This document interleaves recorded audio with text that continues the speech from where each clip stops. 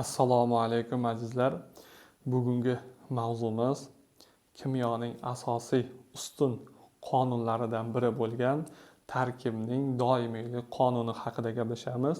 Tarkibning doimiylik qonunini birinchi bo'lib fransuz kimyogari Prust yoki Prustli deb ham atashadi.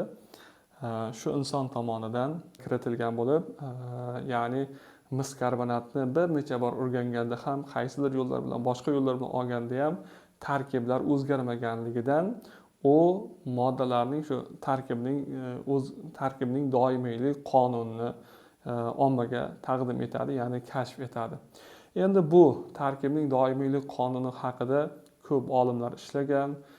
Misol uchun Kornakov degan olim tarkibning doimiylik ya'ni tarkibning doimiy qonuniga bo'ysunadigan moddalarni daltonoidlar, tarkibning doimiylik qonuniga bo'ysunmaydigan hali moddalarimiz ham bor.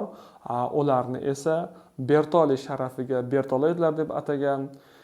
Keling, tarkibning doimiylik qonunining ta'rifini qisqacha tushunib olaylik.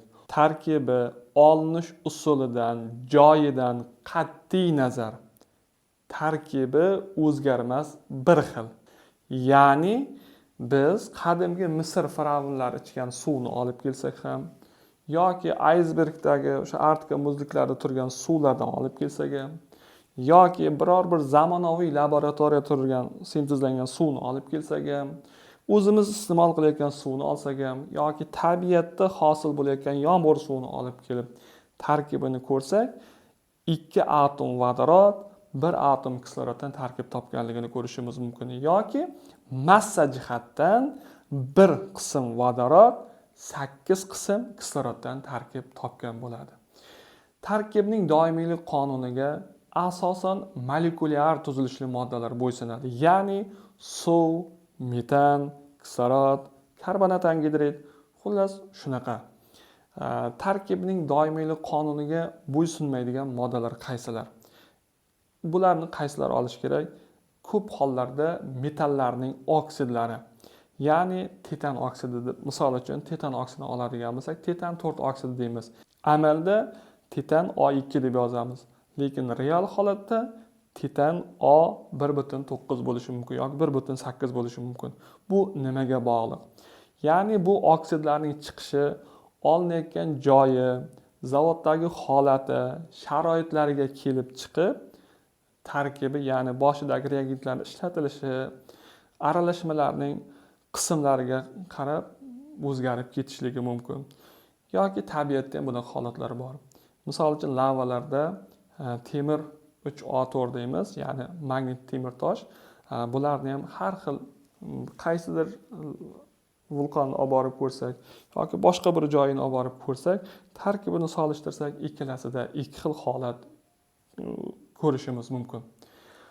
Ya'ni temir 3O4 emas, temir 3O deylik 3.8, 3.9 shunaqa holatlar bo'lishi mumkin.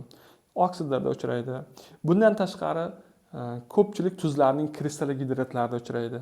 E'tibor bering, ko'pchilik tuzlarning kristallik gidratlarida. Tuzlarchi? Tuzlar asosan tarkibning doimiylik qonuniga bo'ysunadi. Ammo kristallik gidrat holatida bo'lsa, ular bo'ysunmaydi. Bundan tashqari qaysilar bo'lishi mumkin? Atom kristal panjaralar, ya'ni olmos, grafit, bular ham har xil bo'ladi. Deylik, Afrikadagi olmos bilan boshqa joydagi bir olmos solishtirsak, albatta tarkibi bir-biriga uglerod bo'lgan bilan tuzilish jihatdan bir-biridan farq qilib ketadi. Shunday qilib, xulosa qiladigan bo'lsak, tarkibning doimiylik qonuniga bo'ysunadigan moddalar molekulyar moddalar, tuzlar bo'lishi mumkin, metallar bo'lishi mumkin. Tarkibning doimiy qonuniga bo'ysunmaydiganlar tuzlarning kristallik gidratlari bo'lishi mumkin, polimerlar bo'lishi mumkin, oksidlar bo'lishi mumkin. Albatta oksidlar deganimizda metallarning oksidlari va boshqa holatlar albatta ko'p. Azizlar, videomiz manzur bo'lgan bo'lsa bizni qo'llab-quvvatlang. Albatta bizga izohlarda yozing, qaysi video manzurroq bo'lsa, qaysi mavzuni tushunmayotgan bo'lsangiz, albatta o'shalarni aytsangiz, biz sizga chiroyli, yanada imkon qadar yaxshiroq, sifatliroq videolar taxlab yetkazib berishga harakat qilamiz. Xayr, salomat bo'ling. Yaxshi kunlarda ko'rish nasib qilsin.